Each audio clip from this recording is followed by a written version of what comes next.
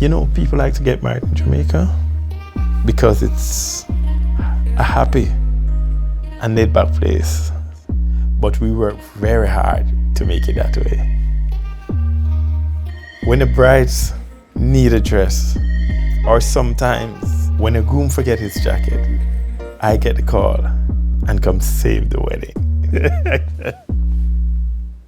I've been a tailor for over 25 years. Some people can't believe the quality I produce in just 3 or 4 days before their wedding.